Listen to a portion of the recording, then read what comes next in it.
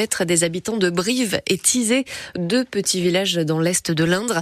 Un collectif de militants anti-éoliennes a fait le tour des maisons pour rappeler son combat contre l'implantation de DIMA. Manon Klein. Des vœux distribués par de drôles de facteurs comme Guy Mazessi, membre de l'association des opposants aux éoliennes. Alors que contiennent ces enveloppes? Comme vous pouvez voir, il y a quelque chose à l'intérieur parce que c'est épais. Et dedans, il y a un petit paquet de terre accompagné d'un mot. Le message, c'est de dire voilà, nous avons une belle région et malheureusement, cette région va être complètement dénaturée avec des éoliennes. Si le projet se fait, cet habitant de Tizé pourrait avoir une éolienne installée à seulement 600 mètres de sa maison. Il la verra tous les jours depuis son jardin.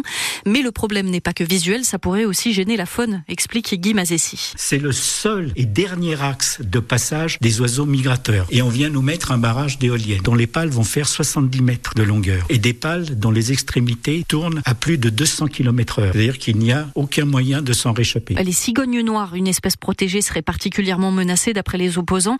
Elles doivent traverser cette zone pour se nourrir. Chez nos voisins d'Indre-et-Loire, la présence de cet oiseau a déjà conduit à l'annulation de projets éoliens par la justice.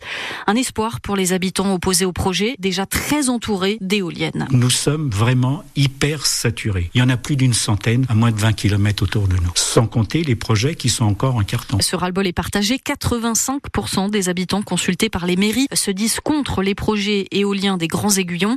Des mairies qui les soutiennent dans leur combat, même si pour elles, ce projet pourrait représenter une manne financière. C'est ce que reconnaît la maire de Brive, Anne Barraud. J'avais estimé à peu près dans les 40 000 euros par an de revenus supplémentaires par rapport à ce projet pour la commune. Sachant que les administrés ne veulent pas d'éolien, que les élus ne veulent pas d'éolien, il ne faut pas pourrir la vie des gens pour de l'argent. L'attractivité aussi, c'est quand même important. J'ai eu le cas il y a 2 ans, un médecin qui allait s'installer, qui cherchait une location. Sa condition, c'était il ne fallait pas qu'il y ait d'éoliennes. Le maire de Tizé, Roland Bréjon, lui aussi, est contre l'éolien. Il y aura l'enquête publique qui va certainement arriver dans le premier semestre de 2025. Donc là, il faudra que les gens viennent en nombre et se prononcer puis dire ce qu'ils en pensent. Le pouvoir de décision n'appartient pas aux communes. La position des préfets, ils nous ont dit en réunion publique, de toute façon, qu'ils suivraient les positions des conseils. À condition qu'il y ait un autre projet alternatif, c'est le cas d'après Guy Mazessi, représentant de l'association d'opposants. Nous ne sommes pas dans les deux communes contre les énergies renouvelables, bien au contraire, car il y a déjà des projets qui vont être déposés incessamment, qui sont des parcs de panneaux photovoltaïques, dont certains vont être ici. Un argument a priori en faveur des opposants, mais les sociétés qui portent les deux projets éoliens peuvent très bien formuler des recours en justice.